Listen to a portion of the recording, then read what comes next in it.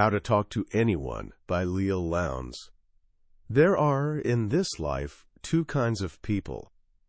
The first kind walks into a room, and their entire presence screams, "Well, here I am." They carry themselves with an air of expectation, as if the party couldn't possibly start without them. Then there's the second kind. They walk into that same room, but everything about them is different. Their eyes light up with genuine curiosity as they scan the crowd. Their presence whispers, "Ah, there you are." Here's what I've noticed after years of watching people. The ones who seem to have it all, the dream jobs, the closest friendships, the most meaningful relationships, almost always fall into that second category. They possess this magnetic quality that draws people in, makes them feel truly seen, and opens doors that stay locked for everyone else. Now, what if I told you this magnetism isn't some mysterious gift you're born with? What if it's actually a collection of skills, 92 of them to be precise, that anyone can master? That's exactly what Leil Lowndes promises in her remarkable book, How to Talk to Anyone, 92 Little Tricks for Big Success in Relationships. Published in 2003, this book has quietly become a game-changer for millions of people who want to navigate human connection with more grace, confidence, and genuine success. Leil Lowndes isn't just some ivory tower theorist. She's a real-world student of human behavior who's coached Fortune 500 CEOs, spoken to audiences worldwide, and has this incredible gift for breaking down the complex art of communication into simple, practical techniques. Today we're diving deep into her world. We're not just skimming the surface, we're uncovering the stories and psychology behind these ideas. By the time we're done, you'll have a complete roadmap to becoming one of those rare people who can walk into any room and make others feel special just by being there. You'll understand the silent language that builds trust before you ever open your mouth, and you'll have concrete tools to transform any conversation into a genuine connection. This isn't just about talking better, it's about becoming someone others naturally trust, enjoy, and remember long after you've left the room. Let's start with a fascinating story. Meet Bob Grossman, a brilliant caricature artist whose drawings have graced some of the world's most famous magazines. He has this unique talent for capturing not just someone's face, but the very essence of who they are, in just a few quick strokes. When Lowndes asked him his secret, his answer was beautifully simple: "I just look at them." He explained that almost everything you need to know about a person, their confidence, kindness, even their anxieties, is written all over their body. It's in their posture, how they hold their head, the sparkle or shadow in their eyes. He could see Bill Clinton's boyish charm in his half-smile, Franklin D. Roosevelt's pride in the angle of his chin, Richard Nixon's unease in the slight tilt of his head. It was all there, a complete autobiography written in movement. Here's the first profound lesson. Long before you speak a single word, you've already made your first impression. In fact, over 80% of how someone initially feels about you has absolutely nothing to do with what you say. It's all about how you look and how you move. Your body is broadcasting a message every single second, and the question is, what story is it telling? Lowndes argues that to be seen as someone special, you must first master this silent language. It starts with something we all do automatically: your smile. Most of us flash an instant, polite grin when we meet someone. It's reflexive, almost mechanical. But this kind of smile carries very little weight. It's generic, the same smile you'd give to literally anyone. Instead, she teaches something called the flooding smile. It's a small adjustment that makes all the difference. When you first meet someone, pause for just a beat. Look at their face. Really take them in.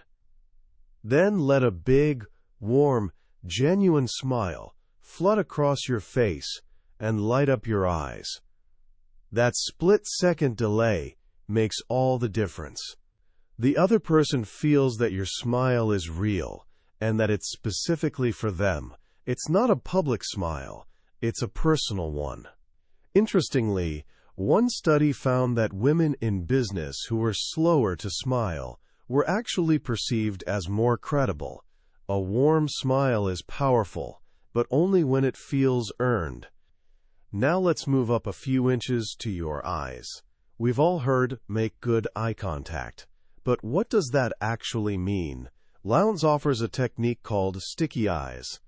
Imagine your eyes are connected to theirs with warm, sticky taffy.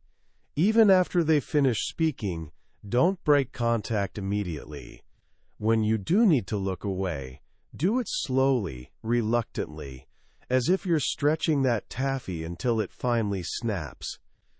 This creates an incredible feeling of connection and respect. It shows you're completely captivated by them and what they're saying. Studies have shown that this kind of intense eye contact actually increases the listener's heartbeat and releases a chemical in the brain similar to what we experience when falling in love. It makes people perceive you as intelligent and insightful because you're not distracted. You're fully present with them.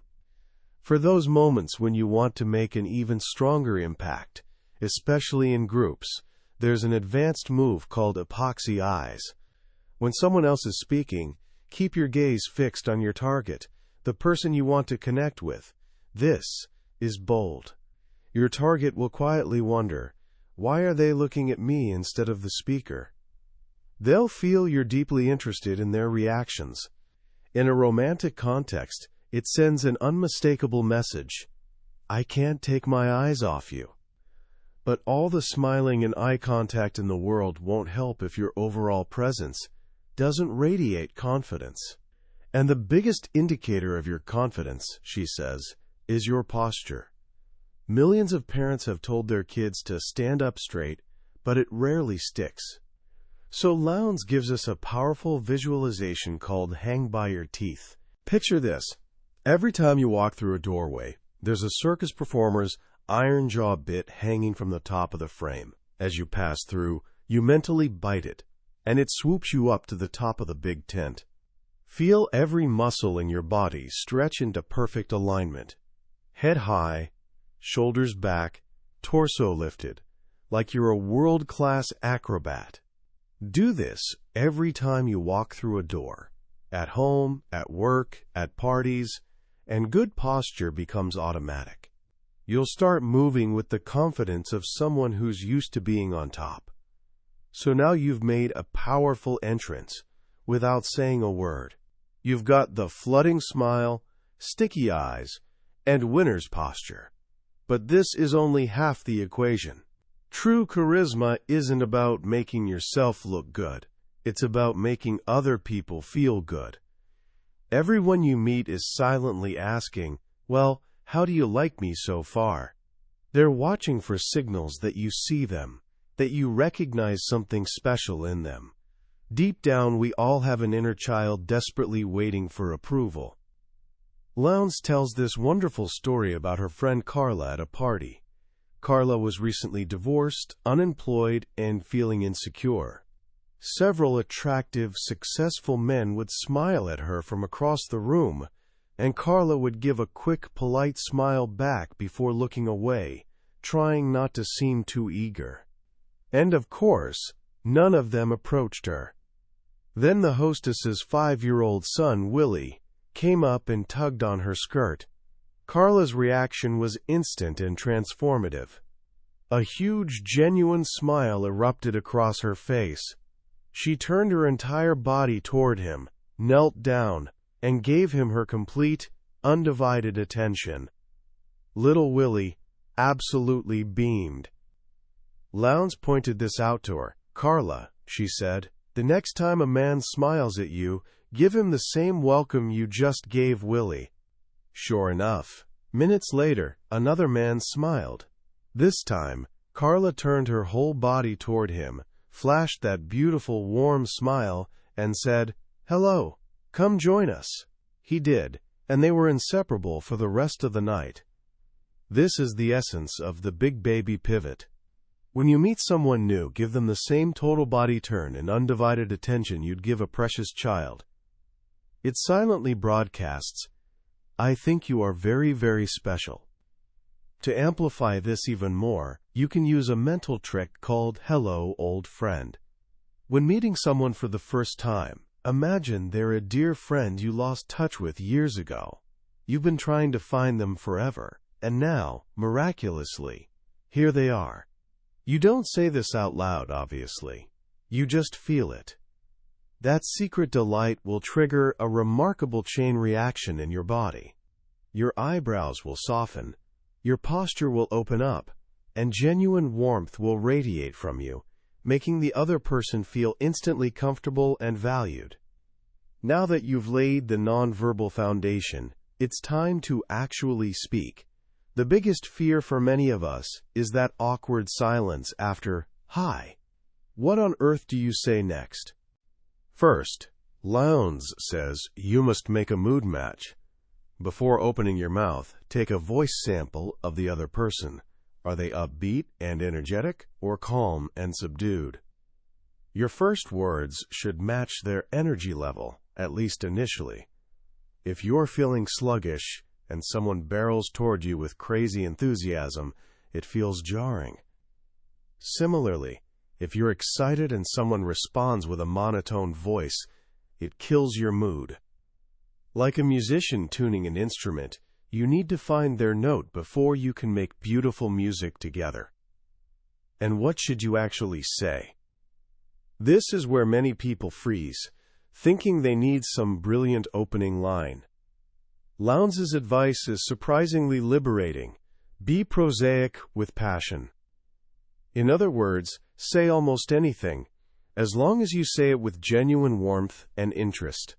Remember, 80% of your listener's impression isn't about your words anyway. It's about your tone and positive energy. So don't fear the mundane.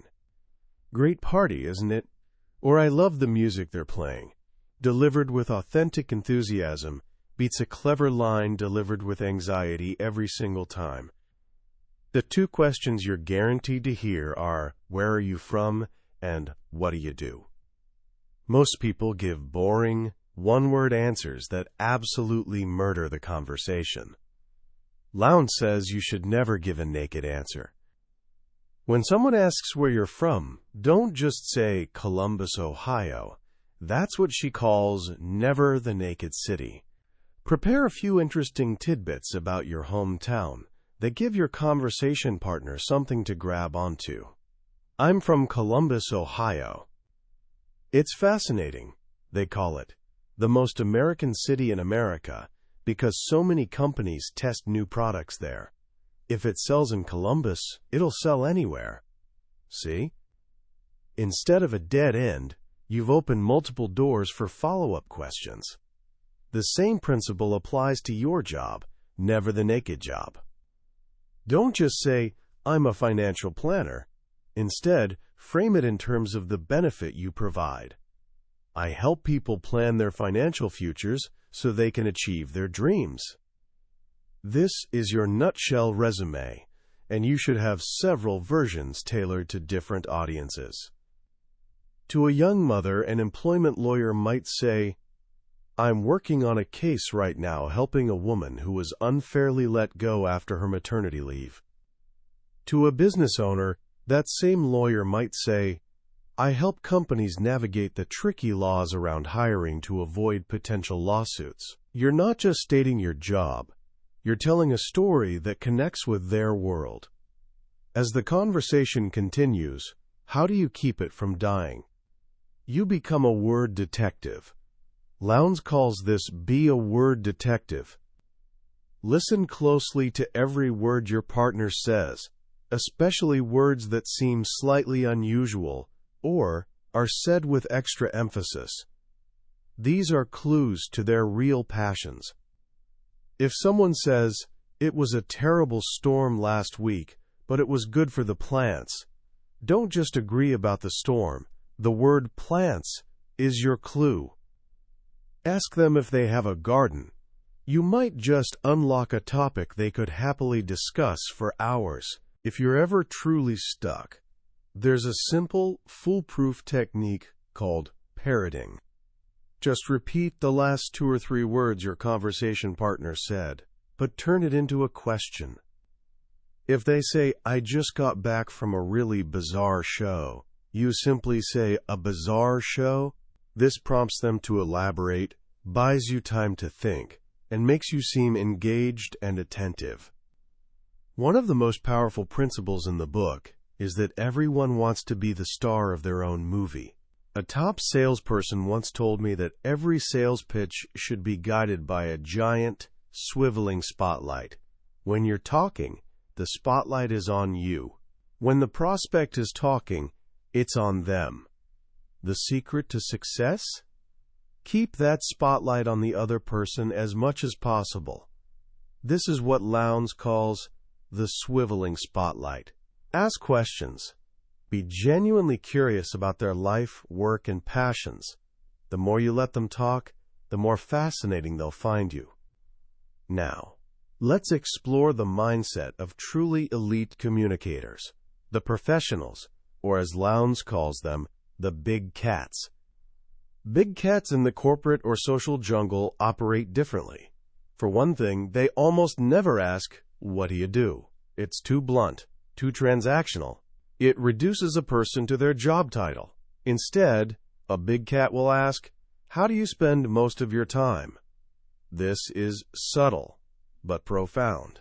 It's a more gracious question that allows the other person to talk about their job, hobbies, family, or whatever matters most to them. It shows you're interested in them as a complete person, not just as a potential business contact. Another hallmark of sophisticated communicators is a rich vocabulary. But you don't need to memorize the dictionary. Lowndes reveals that the difference between an average vocabulary and a brilliant one is often just about 50 words. She suggests creating your personal thesaurus.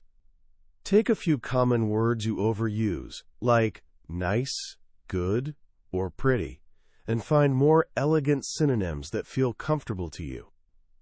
Instead of telling your host they threw a nice party, say it was splendid or magnificent.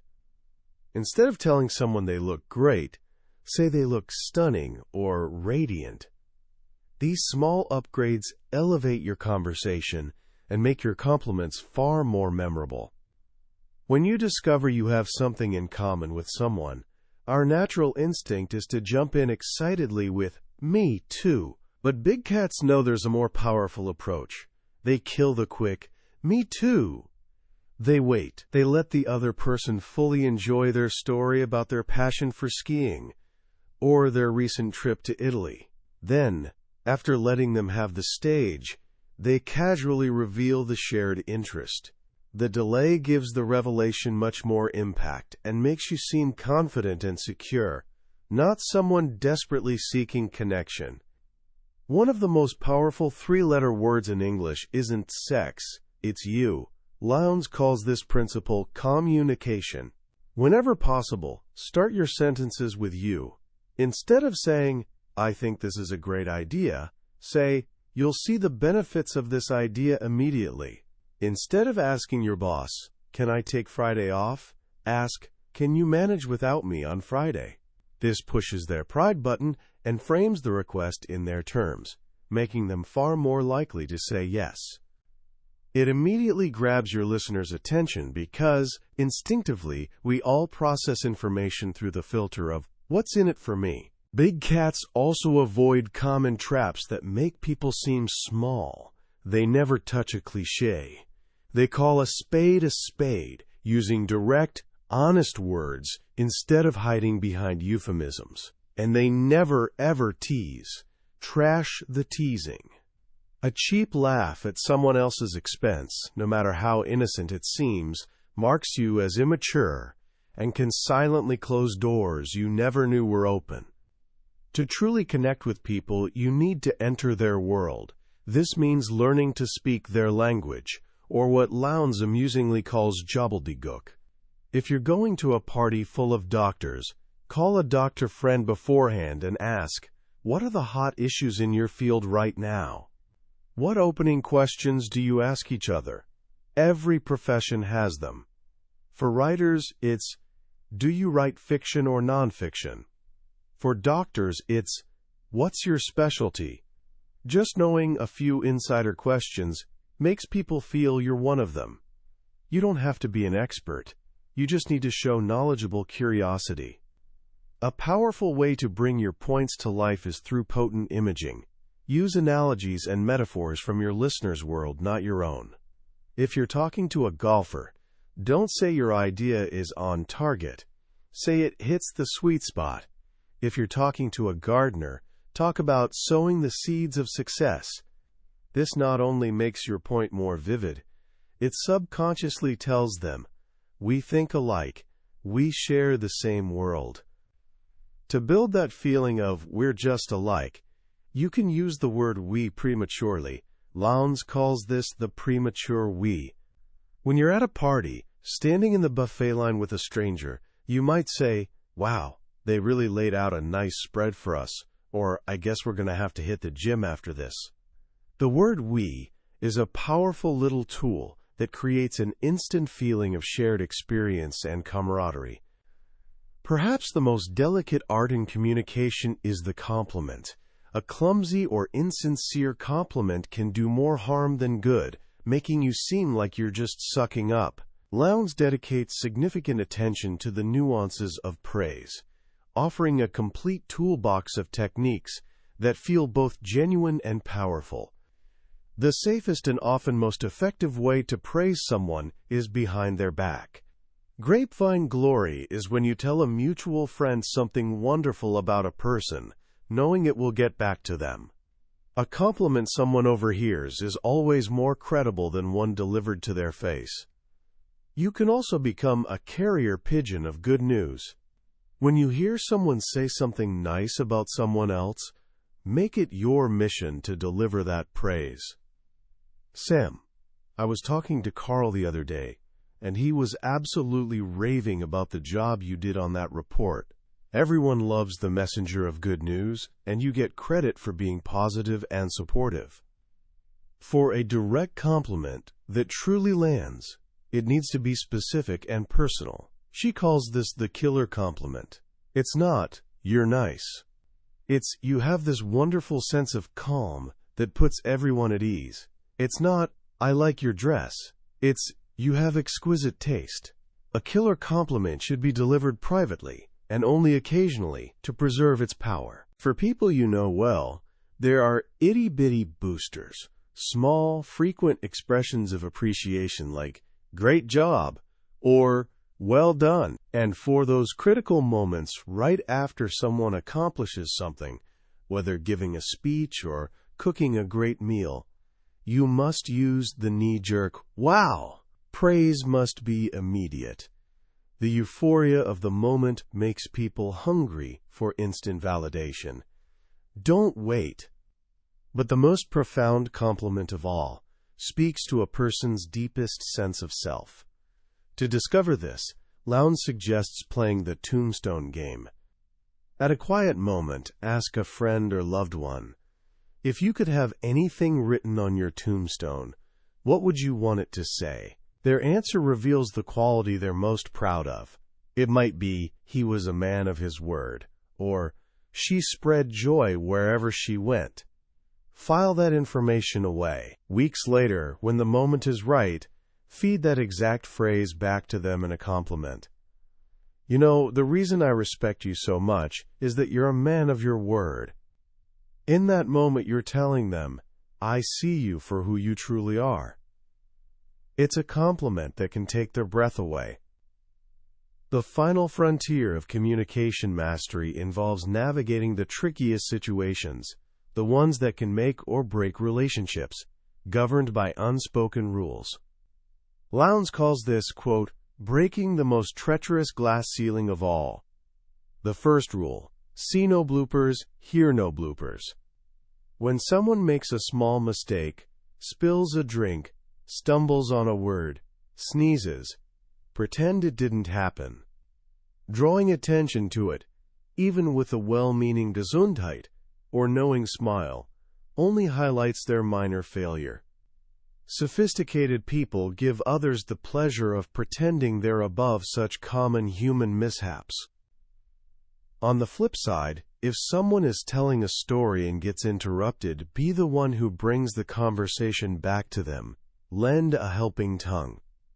After the interruption passes, turn to them and say, "Now, what were you saying about?" You rescue them from the awkwardness of having to reclaim the spotlight, and they'll be grateful for your sensitivity. When it comes to favors, the dance is delicate.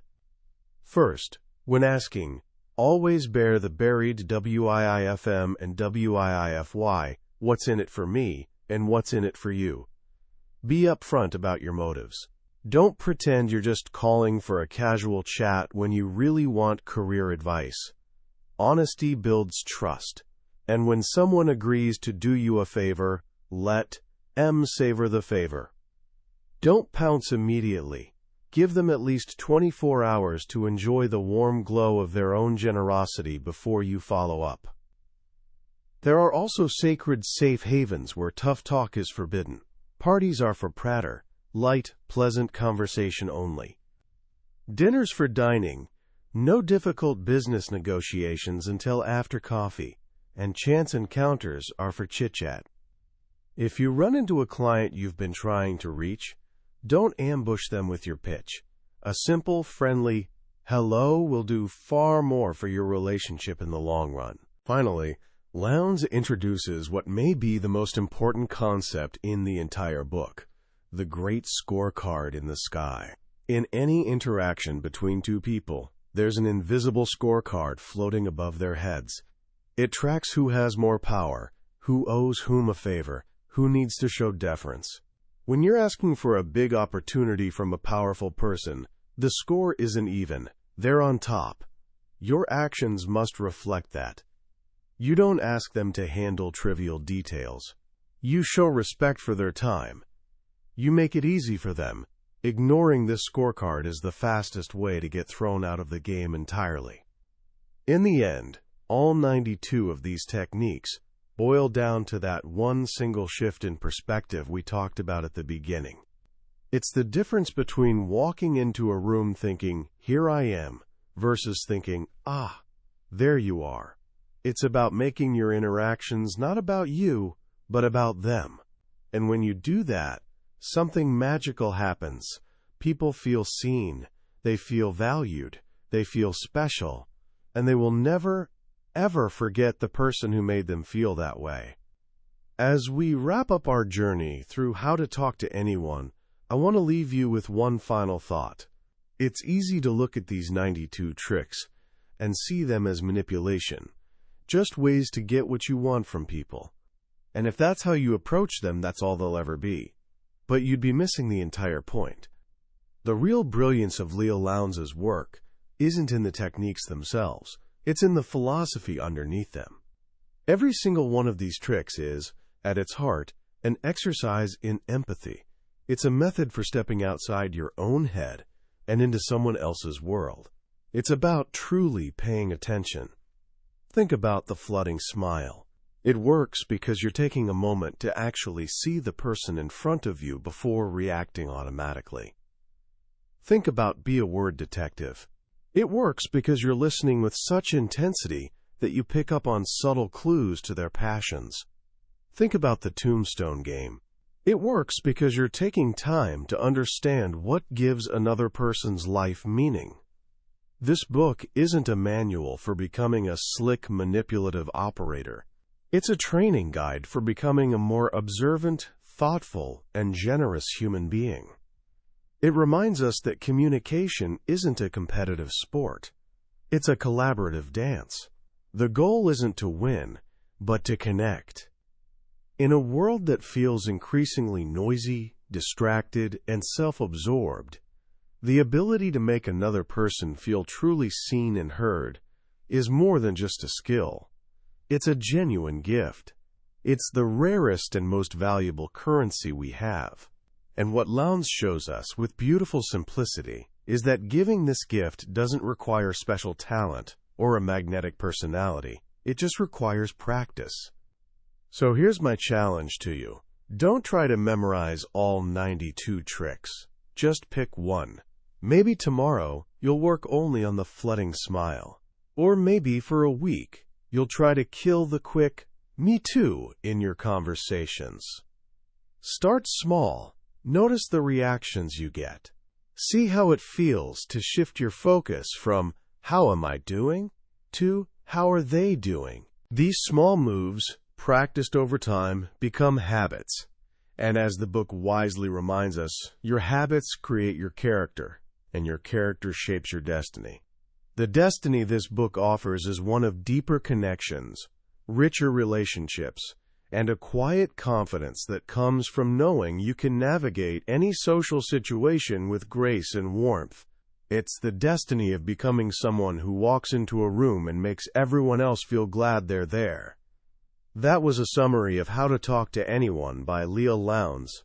I'll be honest with you, a summary can only ever be a map. The real treasure is found when you walk the path yourself. The true value of this book isn't in knowing the 92 tricks, but in experiencing the small shifts in your own perspective as you practice them. This summary is meant to be a signpost, helping you decide if this is a journey worth taking. If anything we've discussed today has sparked your curiosity or made you think, "I want to be that kind of person," then I encourage you to pick up a copy. Reading it isn't just about learning. It's about transforming the way you connect with the world, one conversation at a time. You can find a link to the book in the description below. Also, if you found this journey valuable, clicking the like button and subscribing to this channel would mean the world to me. It helps us continue bringing these life-changing ideas to more people. Let's keep learning and growing together. I'll see you in the next summary.